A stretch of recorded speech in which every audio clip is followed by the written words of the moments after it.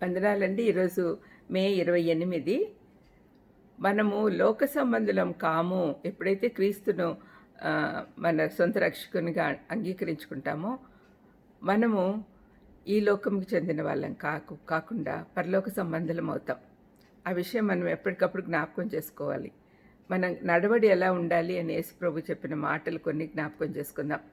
యోహాను 17:16లో నేను లోక సంబంధిని కానట్టు వారును లోక సంబంధులు కారు అని తన శిష్యుల గురించి తండ్రి ఎదుట సాక్ష్యం ఇస్తూ ఉన్నాడు తన ప్రార్థనలో.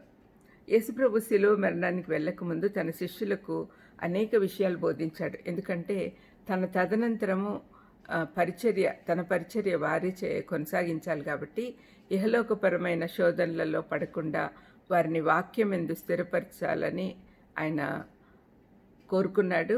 అదే కోరిక తండ్రి అని దేవుని ఎదుట పెడుతూ ఉన్నాడు. ఈ యోహాను 17వ అధ్యాయము ఒక యాజకుని ప్రార్థనలాగా ఉంటుంది, ప్రధాన యాజకుని ప్రార్థన.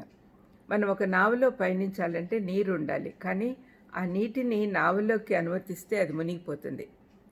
మనం చదువుకున్న ఈ వచనంలో ప్రభు తన శిష్యులతో ఈ లోకంలో ఏ విధంగా ఉండాలో నేర్పుతూ ఉన్నాడు. లేఖనాలలో నడవడి గురించి ఇంకా ఏమున్నాయో చూద్దాం. ఒకటి యోహాను 15:19లో యేసుప్రభు తన శిష్యులకు బోధిస్తూ వారి లోక సంబంధులు కారు, తనకు చెందిన వారు కాబట్టి తమ చుట్టూ ఉన్నవారు తనని ద్వేషించినట్లే వారిని కూడా ద్వేషిస్తారు అని చెప్పాడు.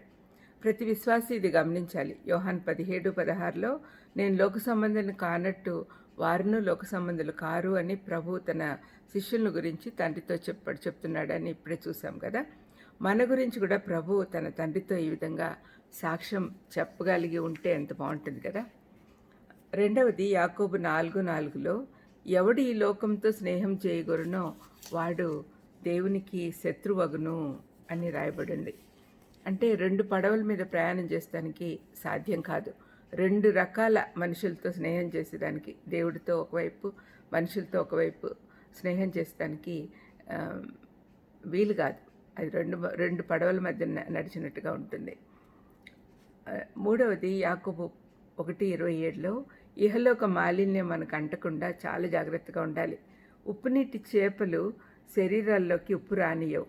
వాటితో మనం కూర చేసేటప్పుడు ఉప్పు వేయాల్సిందే. ఆ విధంగానే మనం ఈ లోకంలో ఉంటూనే లోకాశలకు లొంగకుండా ఉండాలి. నాలుగవది మత్తయి 13:23లో వాక్యం శ్రద్ధగా విని అర్థం చేసుకొని 100 60 30 ఫలించాలి. ఐదవది ఫిలిప్పి 2:15-16 వచనాల్లో మూర్ఖమైన వక్రజనం మధ్య నిరపరాధులను నిష్కలంకులను అనింద్యులనునైన దేవుని కుమారులగునట్లు సనుగులను సంశయములను మాని సమస్త కార్యములను చేయుడి అని పౌలు అంటున్నాడు. లోకమందు జ్యోతుల వలె జీవవాక్యంని చేతుపట్టుకొని వెళ్ళండి అని మనము వెళ్దాము అని నిర్ణయం చేసుకోవాలి. ఆరవది 1 యోహాను 5:4లో దేవుని మూలంగా పుట్టిన వారందరూ, అంటే యేసుక్రీస్తు దేవుని కుమారుడిని నమ్మిన వారు లోకంను జయిస్తారు. లోకంను జయించిన విజయము మన విశ్వాసమే. చివరిగా 2 కొరింథీ 5:17లో క్రీస్తును కలిగిన వారు నూతన సృష్టి. దేవుడు మనల్ని సంపూర్ణులుగా చేశాడు. పాపం వల్ల వికలాంగులమయ్యాం. క్రీస్తు మనల్ని తిరిగి అనునాంగులుగా చేశాడు. ఇది నమ్మాలి. మనం ప్రార్థన చేసుకుందాం.